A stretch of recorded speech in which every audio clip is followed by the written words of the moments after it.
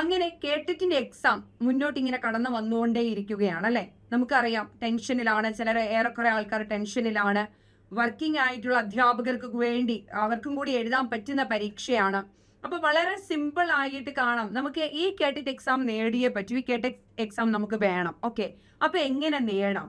ഇതിന് നിങ്ങൾക്ക് ചെറിയൊരു സ്ട്രാറ്റജി, അതായത് വരാൻ പോകുന്ന 25 ദിവസം കൊണ്ട് കേട്ടിട്ടിനെ എങ്ങനെ പഠിച്ചു നേടാം എന്നുള്ള ഒരു സ്ട്രാറ്റജിയുമായിട്ട് ഈ വരുന്ന 24/1/26, അതായത് ഈ വരുന്ന ശനിയാഴ്ച 7:30 മണിക്ക് ഞങ്ങൾ നിങ്ങളിലേക്ക് ഒരു ലൈവുമായി എത്തുകയാണ്.